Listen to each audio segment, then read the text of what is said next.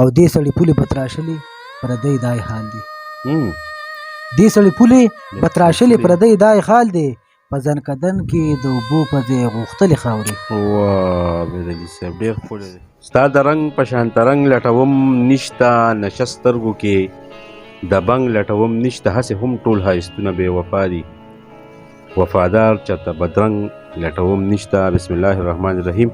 شروع په نامه د هغې لوی ذات چې بخښونکی دی او مهربانه دی. ملګرو ناست یم او تر څنګه راسره ناست دی عبیدعلي عابد صاحب چې ډېر خوږ ژبې او شاعر نو هغوی ته خو لومبۍ په خپل پروګرام ادبي کاروان کې هرکلي او ډېره مینه لرم او په خیرالي ورته یم. ډېره مننه جي ستاسو د دومره مینې ډېره مننه. عابد جان عابد صاحب مینهوالو سره لنډ شان پېژنګلو کې جي زما نوم خو عبیدعلي عابد دی او جلاله کې د ګلپور کلي سره تعلق ساتم. دا لنډه پېژنګلو ده. ډېره مننه عابد جان صاحب ستاسو نه به یو غزل دو ریکارډ کوم مینهوالو ته دپاره نو بلکل ستاسو ته غوږ وږو او یو غزل شریک کې مینهوالو سره ډېره مننه بل. ښه جي دا ټولو مینهوالو ته دا غزل ډالۍ. خلکو به خو ورله په لپو کې راوړلې خاورې خلکو به خو ورله په لپو کې راوړلې خاورې چې مې جانان په ارمانونو اړولې خاورې. ما ستا د تلو نه پس به نښې دې د خپو کتلې ما ستا د تلو نه پس به نښې دې د خپو کتلې د هغه ځای نه به اکثر ما بیا خوړلې خاورې.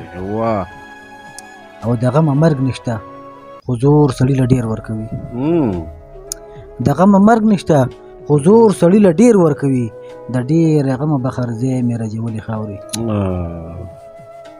دا مې یقین نه و چې داسې لیونی به شمه دا مې یقین نه و چې داسې لیونی به شمه په لیونتوب کې به په سر مې بادولې خاورې. ډېر عبیدعلي صاحب ډېر ښکلي. او په موده پس یو مسافر چې خپل وطن ته راغی په موده پس یو مسافر چې خپل وطن ته راغی د ډېرې مینې د وطن یې ښکلولې خاورې. او دې سړي پولې به تراشلې پردی دا یې حال دی دې سړي پولې به تراشلې پردی دا یې حال دی په ځنکدن کې د اوبو په ځای غوښتلې خاورې.